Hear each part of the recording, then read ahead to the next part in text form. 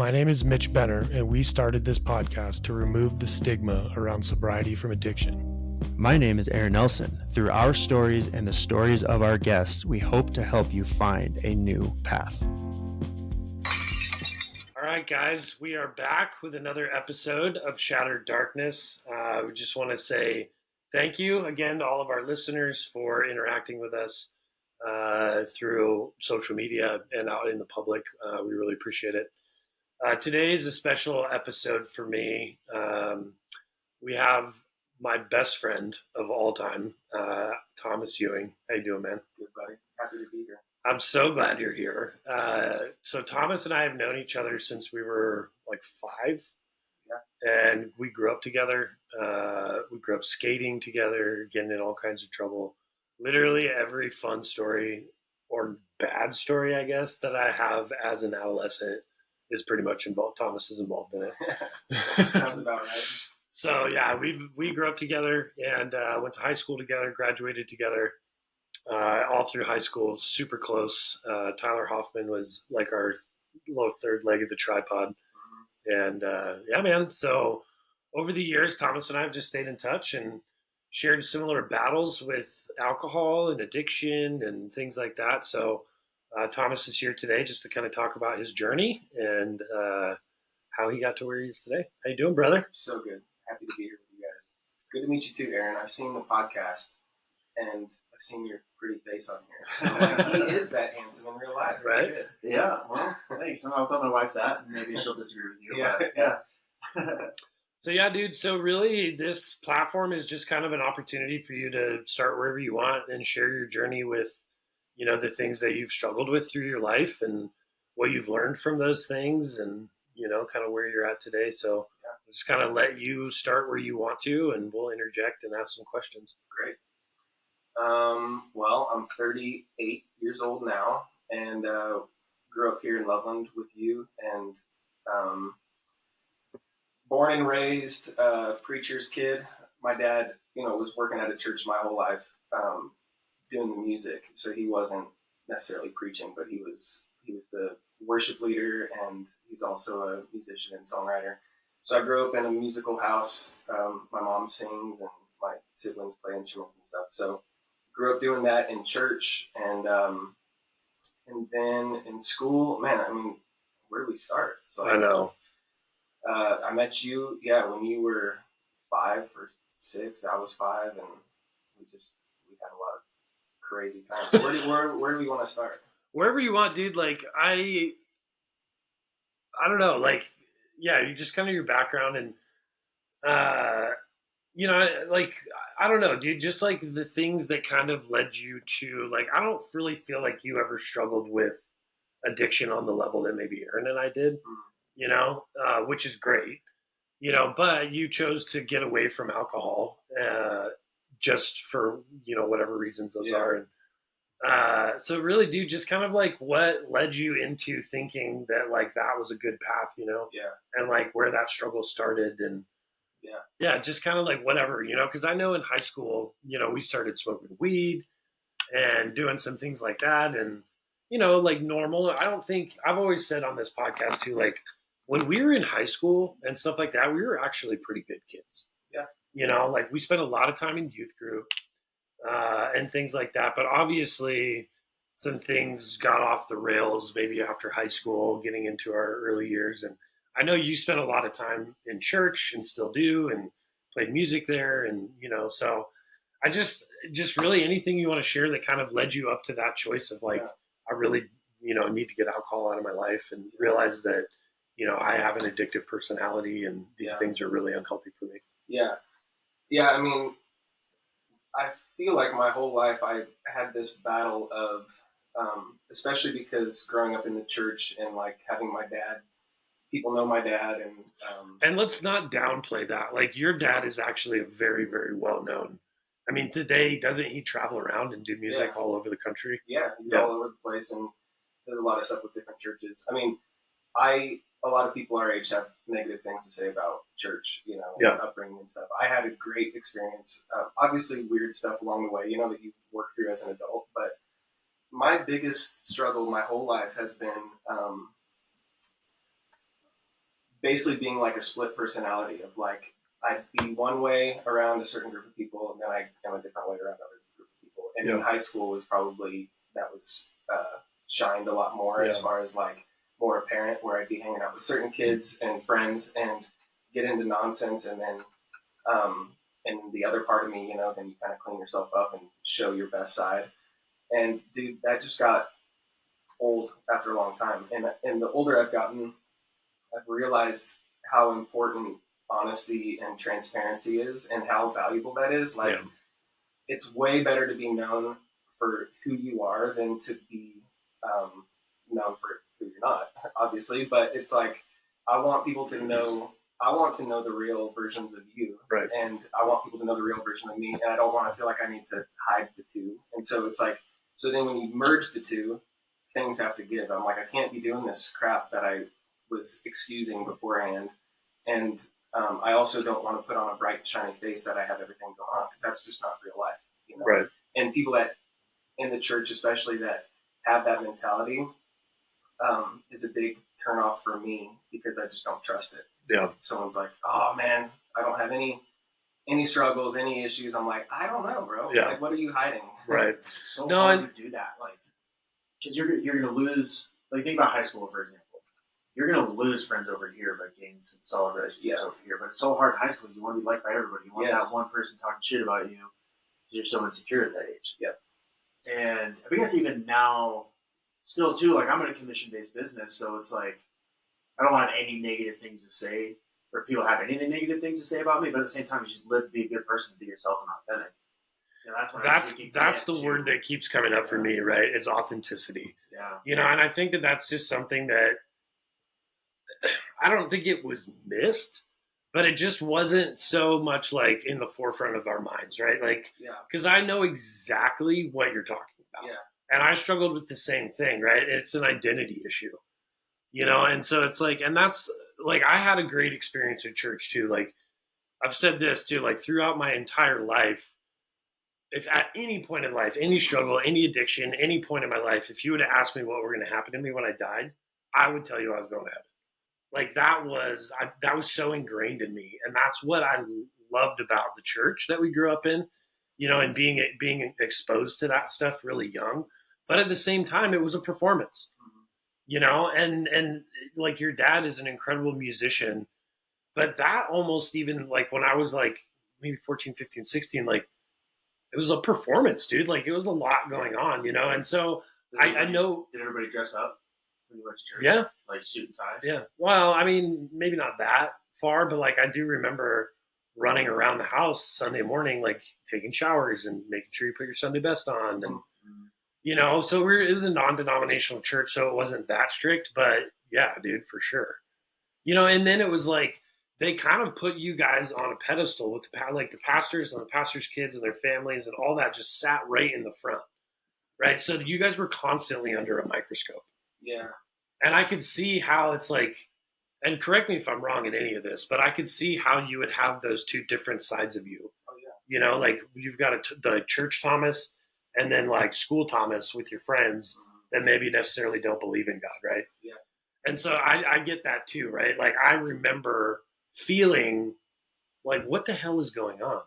Like, I'm this way out here, but I can't be this way here. Yeah. Like, I can't bring my issues and my struggles to the pulpit and ask for help. Yep. That's really how it felt. So for me, it's that performance-based, part of that, where it's like, okay, I have to be this certain way. So go farther into that, dude. Like, did that create like a mental dichotomy for you? Oh, big time, man. Yeah. It's like split personality, and then with that, you're hiding parts of yourself from the other side of who people know you as. And yeah, dude, over time, it's just, you realize that life is short, and you want to be as authentic as possible. I look at like older folks that are in their 70s and 80s, and they don't give a crap about what's going on, because they found themselves. And I'm like, I want to find that early. Right. I don't want to be 80. Right. I'd love to find that in my younger years so I can live the rest of my life that way. Right. Yeah. So how do you think that played into like drinking? And did you ever really did you ever really struggle with drugs? Yeah, I mean, like, yeah. So I'll try and frame this well. Like on my 26th birthday, I was working on a song, and actually some of the stuff that I did for Tyler, Okay. some of that music, and one of those was a song that I wrote for Debbie a while back. That was just like it came really quick, and it was apologizing for just holding on to this stuff, alcohol, weed, porn, and then just not being my full self for her, and kind of like a sorry letter almost it was. But when I was releasing that, it hit me for the first time that so I was 26, and then when I was 16 was or sorry 36. When I was 16 was the first time I had alcohol, cigarette, and smoked weed when I was 17. I think for the first time. But I realized I'm like this has been in or around my life for 20 years. Like not 5 years, not this is a big part of my life, and it has been. Whether it was like probably in the last 10 years, it's been more enveloped into my life and more of an issue. But before then, it was just always around. I always leaned towards it, and I'd be off it for a little while, then lean on to something else, And I'm just like, bro, it's been 20 years. Why do you think it was so prevalent? Why do you think it was just something that kept coming up, and lasted so long? Because I'm in the same boat, dude. For sure. Yeah, I think what I'm realizing right now that quitting alcohol has given me the headspace to even see this was thinking that I need substances or certain things, like working out could be the same thing. I need a vice in order to feel a certain way. Right. And the journey that I'm on right now is I really, if I'm trusting this faith and that God is like, He's the giver of all good gifts. He wants us to be happy and fulfilled on this earth. If we really believe that, if I really believe that, then I need to put my trust in that and actually my actions to it and say, okay, maybe I don't need alcohol. What if I tried to let that go and just rely on the Lord, and reading scripture and different things, meditating. And as I've tried to do that, I've realized how hard it is. And that's when I realized, oh, frick, man, like I've got some problems, like deeper problems that I can't control. Right. And so that's what led me to reach out to some buddies, talk about AA, and just like my job and work and social stuff is so ingrained with alcohol. Yeah. And so I was like, how do I even do this and not? So, and just for reference too, what is it that you do for work? So I'm a musician and follow my dad's way. I don't think he ever encouraged us to do it because he knows that there's no money in it and we'll be poor for the rest of our life. But I full-time musician and songwriter, and then I'm a graphic designer as well. So I work for an agency and do a bunch of design work. And I knew that you were going to play this down too. Thomas isn't a musician. Thomas is actually a signed recording artist with 10th Avenue North. And they're a huge band. They've been around forever, Christian band. And I've always really looked up to Thomas. His musical gifts are unbelievable, dude. Like, this is a kid that taught himself to play the guitar upside down because he's left-handed. Yeah. He's naturally gifted. And I would say, dude, you're right in the sense that musicians probably don't make a ton of money, but you and your family, man, have found a way to be successful in that, and it's really cool. Yeah, thanks. I feel really lucky. Like, you'll say that you're a musician, and they're like, okay, well, what else? Like, what do you do for a job? Yeah. You're like, unfortunately, that is my job. Yeah, it's cool. So what in that industry too? Like, you guys travel a lot. You guys, is it this picture or this like movie kind of like idea that we would get of what it's like to be on the road? Parts of it are, yeah. There's a lot more downtime. Like, you go on tour to play music, and you're really only playing music for an hour and a half every day, and everything else is setting up for it. All the back end work for promotion.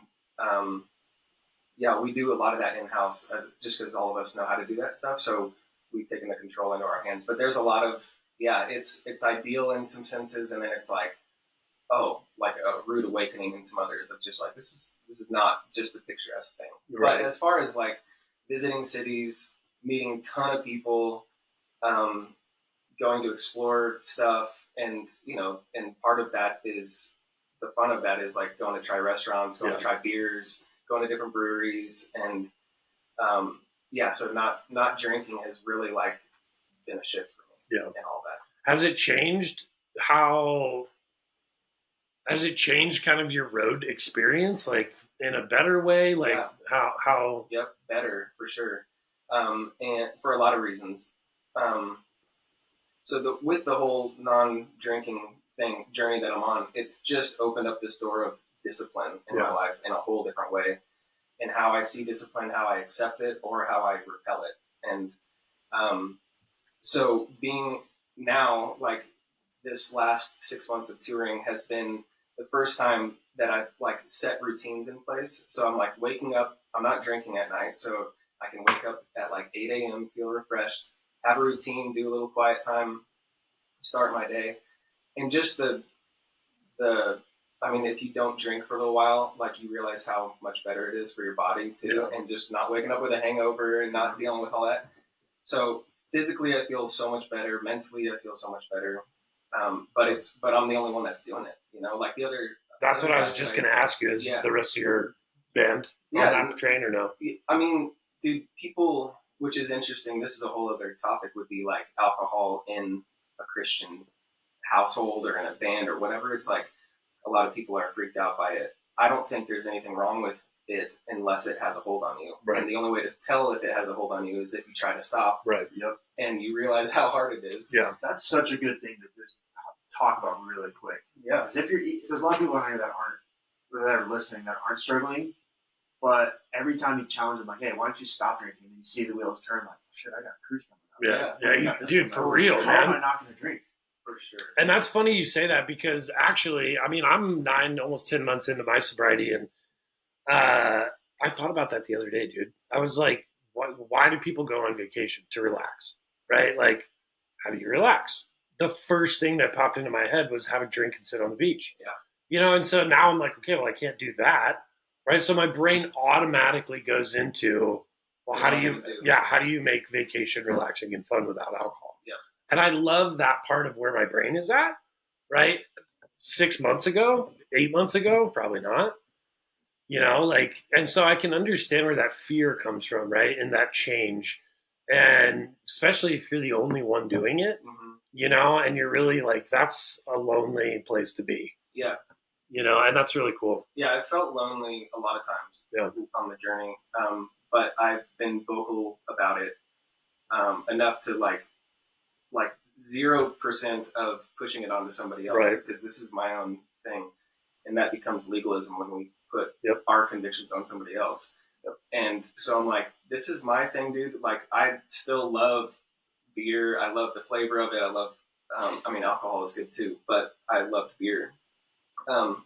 So I'm like, if other people can enjoy it and not have the issue that I did, then good for them. Cool, man. Yeah. Like, I'm jealous of that. Yeah, anyway. I say that all the time. I'm like, dude, I'm not trying to get people to not drink, right? Like, I'm trying to get people to just make better decisions for their life. Yeah. And that's a good line to define for sure. For anybody that's listening or even that knows us personally, like, I think we talk a lot about not drinking, and I challenge people, like, tell me the benefit of alcohol. Right. Just start there. But it's only directed to those people that are having that conversation with themselves. Should I stop or should I not? Right. Mm-hmm. Yeah. Yeah, and that's the funny thing too. It's like I've tried to do that, right, and sit down and actually write out like pros and cons of alcohol. I think the only pro I've ever been able to come up with was that it gave me courage to like talk to women that were way out of my league. Well, you're married, so good there. Exactly, dude. And then, but you think about that, like, is that really a pro? Because it's leading you down not a great path, right? Of trying to like hook up with all these random chicks. Like, there's a whole nother side of life that's a problem in, right? Have you seen that video that it's like this dude that's on social media, and he pulled, like, the first thing is him pulling up in like a nice car. He goes, "Hey girl, remember 10 years ago in high school? Look at me now." But it's actually him, like, all fucked up on the curb, and he's like sitting there on the ground, like. It's like his vision of like, but in reality, he's all fucked up. Yeah, he's the best. But yeah, dude, that's yeah. So how sober? Like how long has it been? How sober are you, bro? I'm pretty sober. So it'll be 2 years on June 8th, maybe 6th. Nice, dude. That's awesome. Yeah. So, and you just did, so when your sobriety journey started, you had some friends that encouraged you. Take us through that a little bit. Yeah. Yeah. So I started, I felt like lack of better words, like a prompting or just a pull in my spirit of like, there's better things for you to be relying on. Like, I know you're not happy in your life, but this is not the answer. And I could justify the crap out of it because I know, like, one beer is not a problem. Right. Like, alcohol in general is not a problem. You can make it a problem. Right. And so I was always like, this isn't an issue. I know I can, you just talk yourself out of it. Right. We're the best Control at it, that. yeah. So I was processing all that, and then actually a crazy story. So I had like 2 or 3 encounters that kind of happened because I'm just like to the place of like, okay, God, I know that you're kind of asking me to do this, and I'm not ready to do it. And so I need you to be more obvious that this is what I'm supposed to do, which is so childlike. But one of those things that happened was we were in a hotel room somewhere, I can't remember where, and I'm traveling with Mike, who's my bandmate, and it was just him and I on this run. And we woke up in the morning at like this hotel waiting for a guy to come pick us up. It's like 7 a.m, and Mike comes down and he's like, good morning, man. I'm like, hey. He's like, do you have any vices in your life? Just straight up 7 a.m. I'm like, bro, good morning. You're like, can I get some coffee, please? Yeah. Jeez. And he had this like smile on his, like gentle smile on his face as he asked me. And I was like, yeah, dude, like I feel like I cannot let go of porn, weed, and alcohol. Like those are the 3 things right away that I can think of. I mean, that just come to my head first thing. And he's like, dude, I rarely get down on my knees and pray. But I did that last night and was just praying, and I was praying for you. And I really, like, God looked down and he smiled and he just said, I want to set Thomas free of all of his addictions. Wow, dude. That's so cool. And he comes to me and tells me that. And I was like the gentleness from where it came from too was big for me because, well, you know me, I get choked up. So it's all good, man. I love it. I'll be getting choked up. I love it, man. But he, the Lord, like, he guides us and corrects us with gentleness. And that's actually the thing that brings us to repentance, which the Bible says. And so it wasn't this, what it's been for so long has been me beating the hell out of myself and like feeling like such shame, such crap. And it was the opposite of how God actually wants to speak to us. Yeah. So he comes to us with gentleness, with a little smile on his face that's like, dude, I see you like running around with your tail between your legs, like shameful for doing this and keep making the same mistakes. And he's like, I just want to free you from that. Like, I want your life to be better and richer from that. So having that be one of those experiences was like hit my core of like this gentleness and kindness is what is coming from the Father as opposed to the shame and conviction, Dude, that is crazy. Like, you're kind of choking me up too because it's so true, man. Like, there's so many times that we're coaching families, right? Like people, like, hey, how do we deal with this? And dude, I've said it on this podcast. Like, an intervention is probably the worst thing on planet Earth. Maybe for some people it works. It's not for me. I don't. It's like I don't know, man. Like leading by grace. Right? Like and I finally had to come to that realization as well. Like when I had a relapse last July, the first thing that Ashley asked, and probably I asked myself, is why did you do that? And it's like that answer's obvious, right? But I think the better question is how do we get farther away from the bottle, right? Like how do we keep that longevity? And it's grace, dude. Like grace is what helps us start the process, and then community is what keeps us involved in it. Yeah. Right. And that's what we're trying to create, dude. That like gives me chills, man, because that's exactly what I experienced through recovery was so much grace. And dude, I didn't deserve it. No, we don't, and we don't give it to ourselves. Like we've been talking much about this as a band, but it's like trying to be kind to yourself. Mm-hmm. It kind of sounds like this like super spiritual, like almost like new agey thing of like I gotta treat myself and be kind and like. But it's true. It is true, but how to be kind to yourself? Right. For so many times, like you talk about going on vacation, it's like to be kind to myself. I need to drink. I need to drink on the beach. I need to check out, and that's actually not being kind to ourselves. It's right. false. Right. It's a fake version of the satisfaction that our hearts and souls actually desire, which can only come from God, right. I believe. And so it's like, okay, I want to start letting go of this crap that I'm holding on to, and just like, what is it that the creator of the universe has to give to me for satisfaction? Dude, and think about that, right? There's so much fear in that, right? Because it's so uncertain.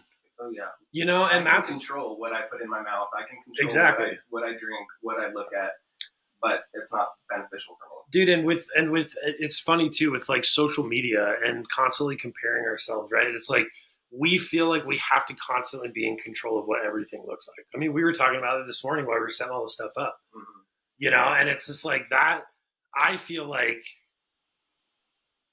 that's really what helps you clear your mind and then find that purpose, right? Like that God-given purpose that you need to go after. Because, dude, I'm working 3 jobs right now, but at the same time, I love everything because it's coming back to the purpose of this, right? Everything we're doing comes back to this. And it gives me this motivation and this energy that I've never had. Never, dude. Like my output in life right now is beyond anything I've ever done. And it's simply, I think, because of that process, right? Of letting go of the past, trusting what God has for the future, and then asking him to show you the way. Yeah. And he will, not in the way that you think he will. Yeah. And as soon as you're not paying attention, you're going to have this epiphany of like, holy crap, I see you, God. I see what you're doing. And you just get these small little like inklings of motivation. That's like, okay, God is on our side. Like God is on our team. Like we're moving in the right direction. Yeah. That's awesome, dude. I love that. Yeah, man. So after you had that conversation with Mike, did it stop right away? Like, no, this is what I put shame on myself for, is my lack of discipline and the time it takes me to correct the course. Right. Like I feel it's really juvenile and young, where it's like I know what the right thing is to do. Like I've got a 3-year-old daughter, and you've got kids. Do you have kids? Yep. And it's so frustrating because you're like, you're looking at me doing the thing I told you not to do while you're looking and trying to sneak and still do it. And I'm like, I do the same freaking thing with God. And exactly. I'm almost 40, and I do it with God. I do it with myself, where I'm trying to deceive myself. And it's wild. So how long after that conversation, like in reality, like how much longer did you kind of go down that path before you were like, hey, and like keep going on? That was kind of that was actually the tipping point for me. There was a couple other instances beforehand of like realizations that I really needed to stop drinking. But that one was the kicker. And I think maybe a couple weeks later, I started talking to a buddy of mine who was drinking all the time, smoking cigarettes, and just couldn't stop the path that he was on. And so he joined AA, and it changed his life. And I have a couple friends that had done it, but him in particular, I just called him and I was like, bro, like, let's talk about this. He's like, just show up. Like, don't think too much about it. Just show up and see what you feel. Yeah. And I went golfing before that and had like 5 beers because I was like, this might be my last one. But even to that point, I'm like, I'm making a decision to do this because I know that I want to. I know that it's the right thing to do. But I'm still 30 minutes up to it, pushing the boundary of like, how much can I get away with before I have to stop? And that is the cycle of my addiction. It's like, how far can I get to the line before crossing it? I've always battled with that in different areas. And then, instead of having a boundary line and then making your stopping point before the boundary line. Right. And so. Dude, I keep giving me these little things like, and now I just forgot what it was. But It's really I wish I profound. had. well, dude, no, it's had like a line. I think that as alcoholics and addicts, we're all kind of that way, right? Like I call myself a disruptor, because I'm trying to disrupt. We're trying to disrupt the status quo around this. Like I find enjoyment in doing the opposite of what I probably should do or what people expect me to do or whatever, dude. I'm constantly pushing that line. Yeah. But it's like, and this is why I think we have a superpower as addicts. If we can get into recovery, that piece of us is still there. Yeah. And I think that becomes a superpower, right? Because it's like, okay, how far can we actually push life? Mm-hmm. And I think with that mindset, we're open to the next phase, right? What God has for us at the next level. Yeah. Right. So once you can kind of get to that place in your spirit where you're like, okay, I believe this and this is the path that I'm going to go. And when I can't control it, I'm just going to have faith and I'm going to keep doing what I can do, and that's the same. I do it with my wife, dude. Like ask her for all this money to buy all this equipment. She's like, bro, how broke we are. And I'm like, yeah, but I still got to ask, and it's like, I have that piece of me still that is like, yeah, but like, I'm just going to go get like 5 shots. I'll be fine. It's like, I'm going to and it's exciting, right? Like there's adrenaline in that of like pushing that envelope and maybe kind of skirting up against what you shouldn't do, but I'm going to do it anyways, just cause it's exciting and it's fun. Yeah. And sorry. No, you're good. I'm just can't stop thinking you guys had a line that you knew that you were crossing. I was just like, let's go. Yeah. You didn't even draw a line? No, because I had no depths. I was living by myself. Yeah. I didn't have a kid. I didn't have nobody. Anything. Yeah. I was just like, I got to work at 5 o'clock tomorrow. That was like your only thing to stay accountable to. For this, you know what I mean? Yeah. It's like, I don't know. Yeah. It's just weird.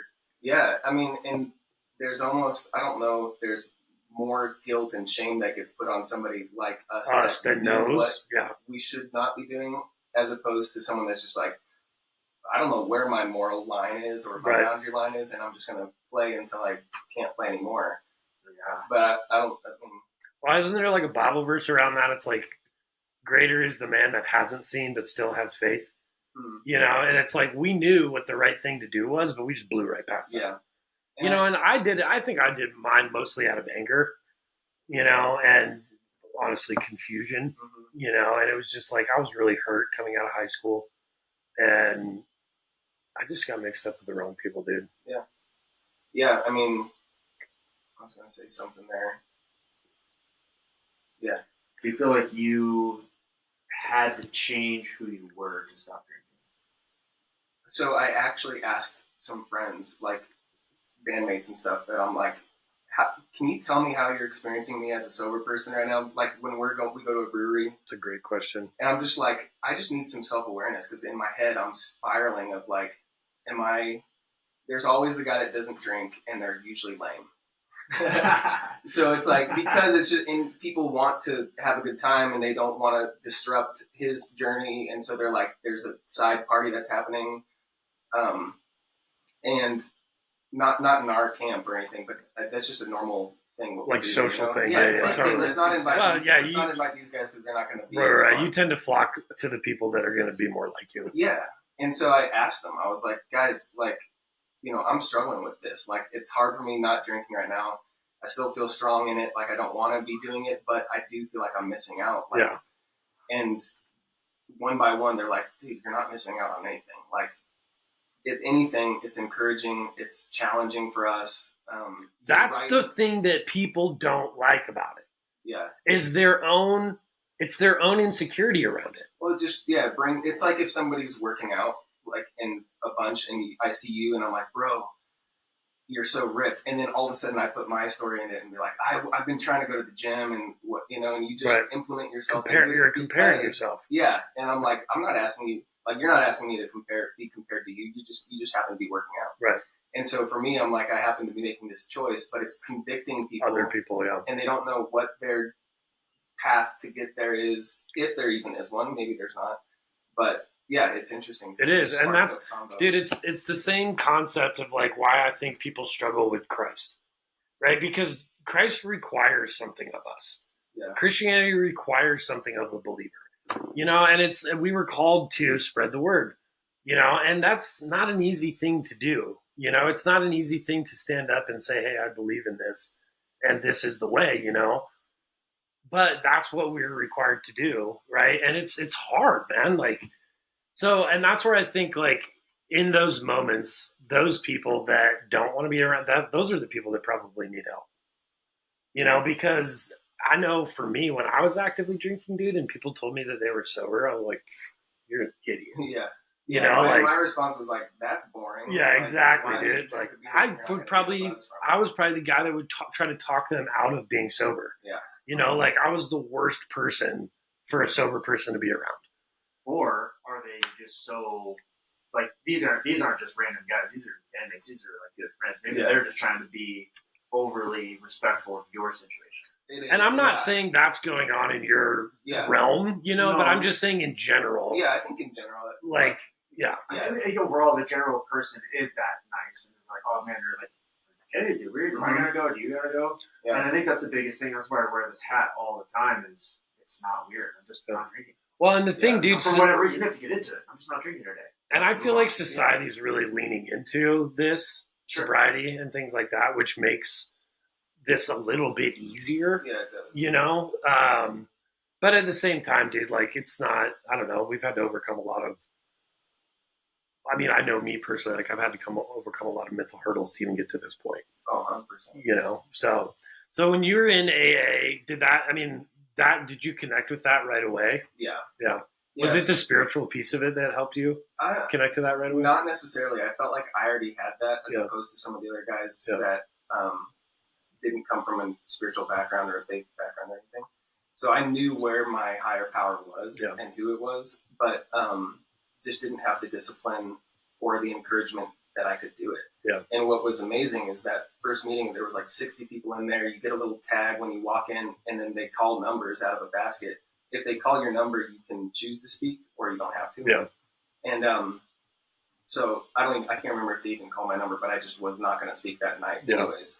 And just listen, dude. And so we talk about that, kind of back to this split personality of church and, you got to put on your happy face and your clean clothes for church. Right. What I love about AA is that is how church should be.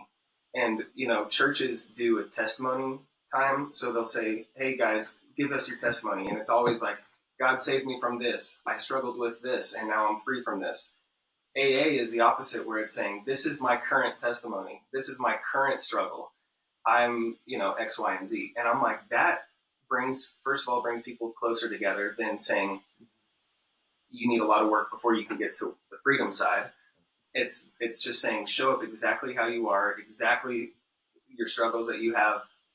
You're welcome here. You fit in just like all of us. And that was kind of the shift for me of this is what church, that version in church is supposed to be. Yeah. And there's something cool about, look at our testimony now of now we're not drinking. We have something to say about it.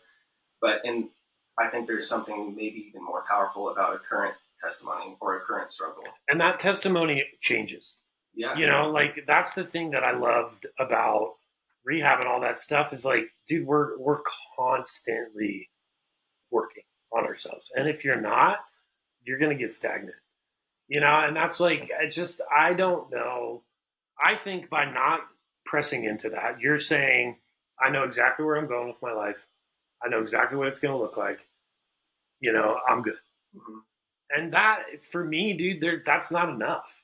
You know what I mean? I need more out of life than that. And that's the piece of spirituality and faith that I think I love the most is, and dude, you want to talk about exciting? I have no idea where we're going. No clue.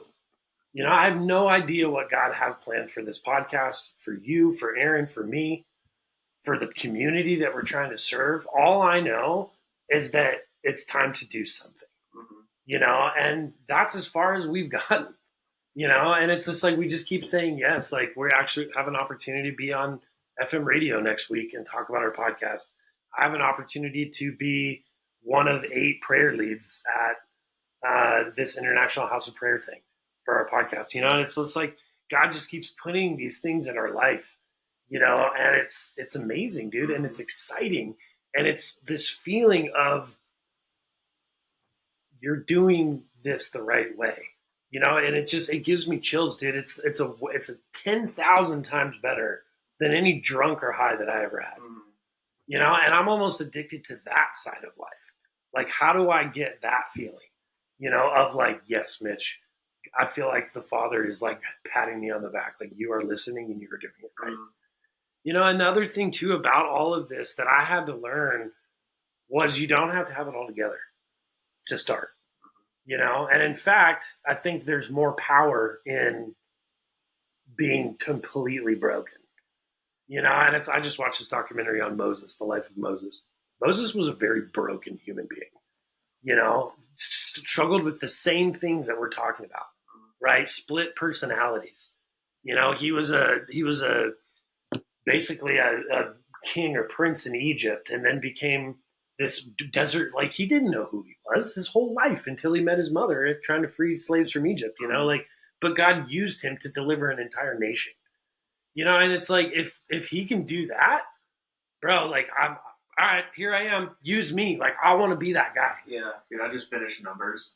And I finished, it's like, God dang it. He did all this stuff, and then because he tapped the rock, God takes him out and kills him. Like, man, Moses, you did all these things. Dude, like, and that's sorry, man. I'm joking, of course, but it's just, you read that whole deal, and I'm like, man. But then they wandered the desert for 40 years because they weren't ready for the promised land, right? They didn't have the faith that they needed, that God required for them to go to the promised land. And think about that as an analogy to our life today, right? Like, the promised land is what God has planned for us after this life. That's what I believe. I've said this a lot, but I think I'm kind of changing my phase on this. Is I want to speed up that 40 years for the person that's struggling. That's what I'm saying, dude. But dude, if it's God's plan, and if it's your will, you have to be to a certain point before you'll accept help.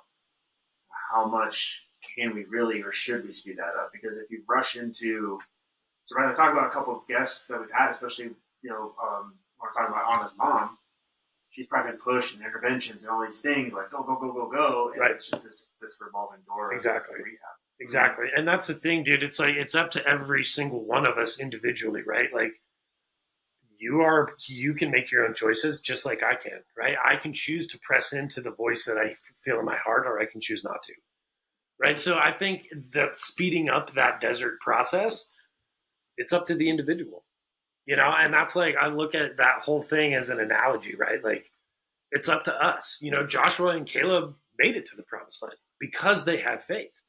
They believed that God would deliver them from whatever was there. They made it. The others didn't because they didn't have that faith. And it's just like, dude, and then you think about that, like, I could go on about this forever, but then the faith, dude, it solves this problem of ambiguity, the things in life that we can't control, right? Our kids, our spouses, our friendships. We can't control what other people do. The only thing we can control is what we do, right? And then hope to God that by leading by example, right? By living your life by an example, that other people will follow that. It's the only thing that we can do. It's the only way that we can enact real change is to do it. Do it. Be the first one to just go do it. You got to take action. And I think if the people who aren't spiritual haven't tuned out of this episode already, you don't have to have faith in my Lord and Savior Jesus Christ. Yeah. You can have faith in what? I'm not. What was that person? Neil Diamond. Yeah, you can have faith in Neil Diamond, this doorknob. It doesn't matter. Like, and that's the thing, dude. Obviously, we believe in that, and I would love to lead you in the gospel prayer, but I'm not here to shove my belief system down your throat. No, and that's the thing. If you are still listening who doesn't necessarily think that way, don't take. We're just using this in our correlation of life. Twist that to whatever you want it to be, right?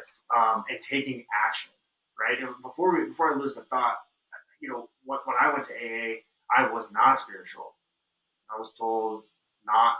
Well, I don't need God. I'm strong enough. I got myself in this. I'm going to get myself out. But what was amazing about the only 2 meetings I went, was hearing the stories, and I'm like, oh my gosh, I had no idea someone was as messed up as I was. Oh my God, that's me too. And it gave me excitement that, okay, I'm not as jacked up as I think I am. Let me ask you. Everybody else is, and now It was a catalyst I needed. So if you know of someone that's struggling, just suggest an AA meeting, but not because, hey, dude, you're fucked up, you need to go. Just go and check it out and just see. I mean, you had 5 beers before you went. Yeah. So what? Have a couple beers. Oh, dude, the first one I went to, I was probably a half a bottle in. Yeah. And I got somebody picked me up and took me. I was hammered. Now, don't bring that bottle to share.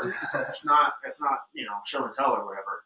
But dude, it was. I mean, I was gonna say something. I'm sorry, I didn't mean to derail you. But No, you're good. It was on the faith thing. Like, I was gonna ask you, what made you become a believer? oh man, this is his story. I know, but I want to know, dude. Like, because there's something inside of that, right? And where my brain is going is, you didn't know about it. You had no idea. You didn't know who God was. You didn't know who Christ was. You didn't know anything about that until it was introduced into your life, right? Like, I'm assuming, and I'm making an assumption, that you weren't raised around that. So you didn't even know. That's the purpose of the gospel, dude, is to go to the places that people don't know. Because if you don't know, how are you supposed to make that decision? You know what I mean? And that's the calling that Jesus left us when he got off the cross and he rose from the dead. That's the calling that he gave all of his people, dude, is to go into those places where people don't know him and share with them who he is. Mm-hmm. Because as soon as that was shared with you, dude, and I'm not saying it's for everybody, that's your personal prerogative, but as soon as it was shared with you, you made that decision for you and your family. Oh man, greatest. It's the last 8-9 months have been the greatest 9 months of my entire life. Exactly. And it's surrender, dude. You've surrendered to it. And it came from this. I think this is an important thing too. I relate to your story a lot because I got sober 8 years ago, but I still carried 7 years of shame and guilt of lying to this manager and getting fired by this guy twice and all the stupid shit I did. I couldn't let it go. Yeah. So, shout out to my boy Ryan Smith for. Just go to the healing ceremony. Just check it out. And man, it was something. Yep. And then you are a big part of this too. Just introducing that faith in such a way that it's like, well, here's the door. Just whenever you're ready, come on through. Yep. And found it for my own, and then I started reading the Bible. And oh my gosh, I already kind of do this stuff anyway. Dude, it's not a weakness. Hell no. It's a strength, man. The best thing about it though is I finally found a way to let go of that guilt. Yeah. Exactly, because my personal credo that I have is for every drop of sweat that you earn, it will be replenished by the forgiveness and grace that only God can provide. That's amazing. You're not running from your past; you're running towards your future, a better and a more fruitful future. Exactly, dude. And that's the thing. Like, think about the past, and this is how I've been able to give myself grace. It's because we're where we are right now. We're helping. And without that experience and those experiences that we went through, are we really qualified to be sitting in these chairs? You know what I mean? And so it's like, of course, without that experience, are we? I don't think we would have, like, what I feel is I actually have something to say that now I have something to say that also aligns with what I feel like God's purpose on this earth is, and that's to reconcile all of us to him. Right. But now I actually have purpose behind what I'm saying because I'm actually doing it. Right. And I think that's where it's like you have empowerment because you've been putting this stuff in practice, and you've found this, like, you've given up and you've given things up and then taken on these new, like, responsibilities and new challenges in your life to be sober. And it's giving you something passionate to say, and it's able to meet people where they're at. Right. And that's like, I think you guys could have had a podcast 10 years ago, but it probably wouldn't have left people with hope. Exactly. And left them with, like, a yearning for something deeper in their life. Yeah. Because you guys weren't there. And that's the thing of, like, faith, right? Is like, I don't know. I'm not using these things. God is using, like, God, I'm a vessel, right, of God, for God. Like, everything that's happened to me, everything that I've chosen to do has led me to this point. And that's why I've always said this, the biggest regret I have is the people that I hurt. That's it. I don't regret anything else. I wouldn't change anything else. That's the only thing I would change, because I didn't love people. I was so in love with myself and what I wanted. And, and that's my only regret. But without all of those experiences, dude, I don't feel like we would be qualified to sit in these chairs and say the things that we're saying. And that's why I'm grateful for it, right? That's why I think it's a superpower. And so I'm just curious, dude. I know we went off on a little tangent there, but I never asked you that question, and I thought it was super relevant to what we're talking about right now because, dude, when we started this, you were not in that place. I mean, I would say you were searching. I was starting, yeah. But I was afraid of like the devil and getting like possessed by demons, and that was like the question I really asked myself. That, like, well, you're terrified of that side. How do you not believe this side? Right. Because I was afraid of like opening up to allow it in. Yeah, it sucks, man. It's scary, right? Like sitting here admitting these things. It's not an easy thing to do, but it's the only way to find freedom. And to do it in a realm that there is grace involved in it. Mm-hmm. I think that's the biggest part of all of this. You want to start a sobriety journey, get around people that are not going to judge you for the things that you've done. Because we're all fucked up, all of us. No one judges you. And if this person is judging you, then fuck that person. Because it's not the way it should be. But anyways, dude, I want to get back to your story. I feel like that was a really good tangent and something that I've really been wanting to talk about on here. So do you still go to AA consistently? No, I only went a couple times, and I like, as far as an AA student, I slacked. Yeah, dude, I never went through all the 12 steps. No, I didn't. I mean, I was curious enough to read through them, but I didn't practice all of them and do the little action steps for each one. But if I was to call my sponsor, the guy that kind of offered his sponsorship to me, if I was to call him now, he would be shocked that I was still sober. Really? Yeah, he was like, I called him like 2 weeks after that initial meeting, and he's like, dude, are you still, like, you haven't been drinking? I'm like, no, dude. And he's like, I can't believe, and you haven't been to AA? And he's like, I'm like, no. Was he an older guy? A little bit older, but his story was crazy. Yeah. Like, and he's been in AA like 3 or 4 times a week for like years. Yeah. And just because he needs that. Yeah. And I don't feel like I needed that. I needed the push to get over this hump of like, I already know that this is what I want to do. I just need to know that I can do it. Right. And then after knowing that I could do it for a week, then I was like, okay, I'm going to try it another week. And it's like an everyday process too. Yeah. Was Debbie a big part of all of this, your wife? Yeah. Yeah. Yeah. So I've been married 13 years this year. And when I came to her, it was shortly after, I think I was telling her about, like, I got back into town and I was telling her about that story that Mike came up to me and was like, said that he heard from the Lord about this. And I was drinking that night when I was talking to Debbie, but I just broke down and I was like, babe, like, I want to give this up. I can't. I want to, but I can't. And then I went to AA, came back that night, cried again to her. And I was like, just apologizing for holding on to it for so long. And then not knowing what the future is going to look like with it. But she said that she'd been praying for me for a long time to like stop drinking. And so it was an answer to prayer for her. But dude, what it's done in our marriage is like night and day. Yeah.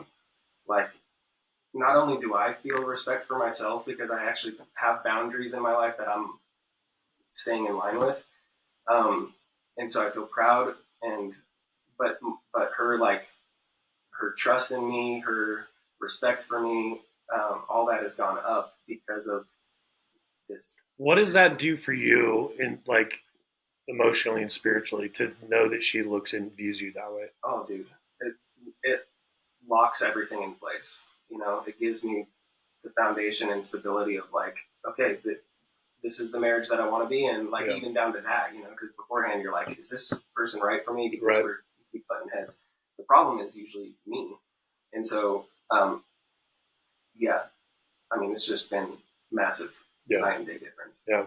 It's funny because I'm, Ashley, my wife, went through 7 years of hell, with all of that and stayed and, yeah, man, and I can speak to that too. Like, our relationship, I can just tell, like, she's drawn to me more. Mm-hmm. you know, and it took time, you know, it took a lot of time because I said a lot of things that I was going to do that I never did, you know, and I just think that over the last year since we started this podcast, dude, that's been a big win for us, just getting to this point. 100%. You know, even the fact just releasing it, like even if we only had one follower, you know, just getting to this point has been such a motivational thing for me. Yeah. You know, and I think she's looking at it too, like, holy shit, he's actually serious. Yeah. You know, and really kind of changing that perspective for her. And the more that we're public about it too, like part of the big part of healing for me with alcohol, but also just throughout my life is, and like trying to bridge the gap of this person and this person that I am is transparency and honesty. It's like, okay, the more that I can talk to people about, like, I'm stoked to be doing this podcast because the more that I talk about it, the more it assures me that I'm making the right choice, you know? And so I love talking to people about it that are drinking or we're hanging around and they're asking me a question about, like, how'd you stop? Like, it encourages me to be around people that are doing it, and me knowing that I have the discipline not to do it, as well as if I was sharing that with them. Dude, and that goes into, like, because people always ask me, they're like, oh, you know, we're going to meet at a bar, are you going to be okay? I'm like, yeah, man, like, I'm fine. That's the place that I'm called to. You know, like, I'm called to those. Like, that's what, if I feel like in my life, like, if I'm going to really serve that addiction space, like, I should probably go to where the addicts are. You know, and so it's, you know, and then having that strength, right? Like, God-given strength of, like, okay, I can be in this environment and not drink, you know, and just stand there, even just standing there, drinking a glass of water or a Coke. You don't have to say a word. You're already getting an opportunity to speak into people's lives. You know, they will come to you. And that's the thing I love the most about this, right? Is just being that gracious place of, like, hey, man, you do you. But if you want what I have, I can show you how to get there. Yeah. You ever notice how bad bars smell? Oh, yeah, dude. I can smell alcohol a mile away now. I was like, not necessarily that, but like the funk of the mats. Yeah. Or like, you know what I mean? I honestly have not been in too many bars. Like, I think it maybe a handful since I got sober. I know I did go pick my wife up. She went out with some friends, and I was all about it, you know. And she ended up getting a little drunk, so I had to go pick her up, and I had to go up in the bar, and it was a little interesting. But we went to a place here in town. It's pretty popular for what they serve, but it's fucking stinks. Like, we went there to eat. Like, this is like a $2 Miller Lite and $1 you call it well drinks kind of place. Yeah, it's like Tony's. Just eat and get out of here. You know, I walked by Tony's last night too. Did you? Always ended up at Tony's. That place. Always great place. Like, holy Tony's. I threw my life away at that place. Yeah, some people saved me that happens once. Pouring out mixed drinks. It's like a fun. I was just sitting at the bar, hammered, just pouring out all these shots, and he was like pouring, I don't know, whatever, not even for us. And I'm sitting there looking at the shot, and I just grab it and just take it. I was like, what the fuck are you doing? Like, it's for me. I was like, I thought it was for me. My guy said so. I get, Dude, that place, we used to line up. We'd have 30, 40 people there. Line up 30, 40 shots of SoCo in line. Oh, man. Dude, so much money. But, so we got to where you made it to Debbie's there, and then now, what was it that got you? You know, what got you to June 6th? Yeah, I was gonna say the longevity, dude. Like, obviously, I feel like that's the piece that people struggle with the most. You know, is how do we not relapse, right? Yeah. And I've noticed it a lot. Like, it's when you get to that point, that's how you deal with your life. You know, it's how you deal with problems, and it's just become that thing. So, how have you been able to stay 2 years sober without being connected to AA? You know, or I'm sure, are you connected to something? Not like a program, no. But we have, I've always been in, like, guys groups kind of scenarios. And, like small groups? Yeah. And just, like, but, like, cut through the crap and, like, talk like what we're doing now. Right. You know? And it's, like, doing that once or a couple times every couple weeks. With some people that you trust. And, And you should come to a men's group with Chris and Green. Okay. You dig it. All right, I'm in. Yeah, something like that. Tuesday morning. Sorry, we can edit this out, but Tuesday mornings, at Zoe's. It's kind of far for you. It's on like 8th and 8th and Greeley. Okay. But bro, it's What time? 6 a.m. Oh, fuck, that's really. No, it's not, dude. It didn't mean worth this weight. Salt is up by 5. Well, apparently I'm not. I'm joking. Anyway, so I've been meaning to invite you. Okay, we'll talk about it. So I will go. Yeah. I mean, so like being a part of something like that is good, but I think it comes down, for me, what's been good is just the accountability of like, the more that I'm talking about it, like the next day after AA, or maybe a couple days, because I was like, how real is this? You know, how long lasting is this going to be? But after a couple days, I called my parents, talked to some friends. I think you and I chatted a couple days after that. And I just started like the momentum of like, this is the decision that I made, and I'm letting everybody know, so that it's going to keep that in the back of my head, where I don't want to let people down, but it ultimately is not that. I don't want to let myself down. Yeah. And I also I just want to show up to my life. Yeah. Like, I don't want to be avoiding it the way that I have. And damn, bro, that's huge. And you need to talk about it. It needs to vocalize. You need to vocalize it in order for it to become a reality. You know, I think. Vocalize it, write it down, tell people. Because you can lie to yourself. As an alcoholic, you lie to yourself so much. Oh, it's okay, I can do this. Oh, yeah. Right. All that stuff. And if you don't vocalize it to someone else, you're just going to keep going down that road. Yes. So, sorry. No, dude, and that's the thing. Like, I think you've said a couple of things like that are just so profound. You know, and showing up for yourself, right? Like, that's huge. Mm-hmm. You know, and for me, in rehab, at first, when it started, it didn't start for me. You know, I was showing up for my kids.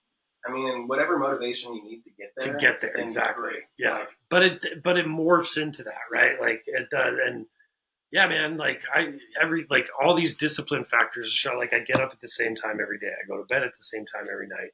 And my body's naturally doing that, right? Like, those are habits that I'm naturally creating. So that's so profound. I love that. Should write that down. I don't even know what it was. Show up for yourself. I mean, dude, like, or show up for your own life, dude. Like nobody. This was the other realization I had, was nobody. So when I was 36, thinking about when I was 16, and all this stuff that I've just accumulated over the years, nobody is gonna put discipline into my life anymore except for me. Like, I don't have a parent that's gonna. Like, when I was in high school, I learned how to play guitar because I got grounded for my whole summer of my sophomore year for smoking weed with some friends that you would know. And I was probably there. Mitch was probably there. It's you, bro. Yeah. And but my dad like came down one morning. I was like 17 or 18, and he's like, "I had a dream last night that you were walking down a road, and it was closed. You weren't supposed to be down there, and you still tried to walk down it, and it took me getting a big roadblock, like at that, like a concrete thing. Yeah, concrete with the orange and yellow, or orange and white stripes, and putting it right in the middle of your road." And he's like, I just feel like I need to step in right now because you're not making those decisions wisely. And I'm so glad that a parent did that for me. But when you get older, no parent's going to do that for you. Yeah. No friend is going to do that for you. Your spouse isn't going to do that for you. So it's like, if I want discipline in my life, I have to do it. Yeah. And I have to show up, and I have to call out the things that I'm trying that are not working, and then look forward to the things that I do want to try that I think will help, and make the decision myself. Yeah. You know, that's one of the therapy sessions that I had. This was actually one that I had with Ashley. And this is an analogy I'll always remember. It's like, life is just your sailboat. You know, and if you guys don't know what tacking is, that's how people sail, right? They pick a point. So you got point A. Okay, once we get to A, now we go to B, right? And it's a zigzag pattern. You follow the wind. It's called tacking. And life is the exact same way. You know, personal growth is the exact same way, right? You set a goal. Okay, I'm there. You're not done. You know, now you got to tack. Now you got to move. Now you got to set another goal, and you got to go here. And eventually, by tacking and setting these goal after goal after goal, and not living at the end, you know, and just living in the middle and really dialing in on the process, you'll eventually get where you want to go. You know, and I don't know, like, if that ever stops. You know what I mean? Like, I don't think that should ever stop. And I think that mindset that we need to have is like, how do we constantly keep that race going? You know, because I think that once you tap out, it's over. Yeah. You know, and at least for me, Like, I know that if I tap out and I start to go idle in my mind and I don't have things to do and things to focus on and projects to work on and think, dude, I'm going to drink. Yeah. You know, it's why I relapsed 10 months ago. I was sitting in Kansas doing absolutely nothing for a week, you know, and I had nothing to engage my mind. And so that I'm grateful for that, right? Because I realized that piece of who I am, right? Like, I have to have that. I have to be busy. And so it's taking that energy that I was channeling into drinking and channeling it into my life. Yeah. You know, and I love showing up for myself, dude, and my family, you know, and providing and doing all of the things that God put me on this earth to do. Yeah. That's amazing. Well, dude, I think I got more chills during this episode than I ever have. One thing we always ask everybody is like, and you've dropped some serious nuggets of wisdom here, but like, what would you tell the listener? What's the one thing that you would want to leave with the listener? Like, hey, and we're talking, and our target audience is people that are going through the struggle. Yeah. You're never too far gone. You're never too messed up. The more that you vocalize your inner struggles or your inner wins, whatever it is, the more that you put that into words and talk to people about it, the more freedom that you're going to find. So yeah, I would encourage, if you have any inkling of like what I've felt for the last 5 or 10 years was an inkling of like, man, I know that there's a better way to treat my body. I know that there's a better way to get a sense of chill and relax than the things that I'm using. If you feel that inkling, like, lean into it. Yeah. And another challenging thought was that I've got hit with a bunch is delayed obedience is not obedience. Damn. So you get a prompting, and whatever you want to call it, you know, Christians would call it the Holy Spirit, of just this voice inside of you that you're just like, okay, this is God. This is the Spirit of God talking to me, not just like my own flesh or what other people are telling me that I need to do. But if you feel an inkling like that in you, listen to it and like take some action steps, whatever that is. But delaying that obedience, which is what I do all the time, still doing it, is not actually obedience. Yeah. I know what I should do, but I don't want to do it yet. That's not being obedient. That's exactly why I do not believe in New Year's resolutions. 100%. Like, I'll die on that hill. Your New Year's resolution is bullshit, and you're never going to go through with it. Yeah, that's why the gyms are so busy. Yeah, January, February, yeah. Get in there April. 100%. Yeah. If you know you need to do it right now. Don't wait. Don't just do it for Cancun. Yeah. Don't. That's something, dude. That's going to resonate with me for a long time. Yeah, it's challenging because it's true, and that's honestly what I think. What has made our podcast so successful is that when we felt that, we did it right away. Yeah, follow the nudges. Yeah, you know, and that's what we continue to try to do, even in everyday conversations. You know, like that's why I'm always praying about that. Like, God, just use me as a vessel. Give me the opportunity to speak into people's lives. Mm-hmm. You know, that's it. Yeah. You know, and build that community around me. And I can't remember who said it. This guy was on an Ed Milet podcast. I'm going to see if I can find his name. But he said something in this podcast that was incredible, dude. And this is like, I've embodied this in my life. But so this guy went to prison. He got sentenced for like breaking into people's houses and like armed robbery and all this stuff. So the guy gets sentenced to like a long time in max security prison. And ends up getting out. And Damon West is his name. Okay. He ends up getting out of prison 7 years later. But he's like, he tells a story of the first time he goes in, he meets this guy. And, he's kind of explaining to him what prison is like and all of this stuff. And this old black guy is like, you can be one of three things. He's like, you can be an egg, you can be a carrot, or you can be a coffee bean. He's like, right now you're in the boiler. You're in the hot water. An egg is hardened by hot water. A carrot is softened by hard water or by hot water. A coffee bean completely changes its environment and turns it into something totally different. And I'm just like, oh my gosh, dude, that's life in itself. That is it right there. No matter where I'm at, I'm going to be a coffee bean. I'm going to change the environment for the better. And that's a choice, right? And this guy's probably one of the world's leading motivational speakers right now, and had to go through all of that, dude. Like, had to fight off gangs every day for months just so that he didn't have to be a part of it. Wow. You know, and survived 7 years in prison as a coffee bean. Changed his environment, dude. Like, changed his life. And now he's out there changing other people's lives. And that's it, dude. That's the calling. You know, love God and love people. Mm-hmm. That's the last thing my grandpa ever said to me. So, dude, I am so proud of you. I'm so grateful to call you my friend. Same, man. I love you like a brother, dude. Like, you're an incredible human being. And honestly, you've been a huge support for me in my journey too. So I can't tell you how grateful I am to have you in my life. And thank you for coming on here and being so vulnerable, man. I really appreciate it. Thanks, buddy. I love you guys both. Super proud of you. Thank you for doing the podcast and shedding light on a topic that's not talked about that much and normalizing it. It's good. Thank you. Bonus question: how is Mitch different now? Oh, man, The last 10 months specifically. I would say anchored. I think you're more anchored and steady.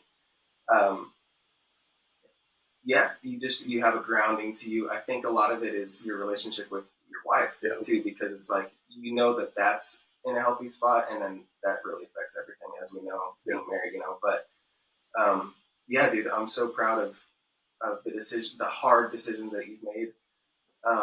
But being able to see the rewards of those things has been exciting and encouraging too, because I'm like, this is the way forward. Like this, it's not living in all the stuff that we had and how we were living life, but it's forward. Well, thank you, man. I can't tell you how much I appreciate that. Well, guys, we're going to wrap this episode up. But I just wanted to say thank you again for everything. Thomas, your words of wisdom, dude. I can't wait to go back and listen to this. But we love you guys, man. We're here for you. We truly believe that the sober life is the way to go. If you're struggling with this, you could reach out to us at any point in time. We'd love to get questions that we start answering on air from our listeners. We'd love to have more audience involvement, things like that. So you can email us at shattereddarkness5@gmail.com. If you'd like to stay anonymous with any questions or anything like that, of course, we'll keep you anonymous. But anyways, we love you guys. We're super grateful that you guys are listening, but we love you guys. And we'll see you next time.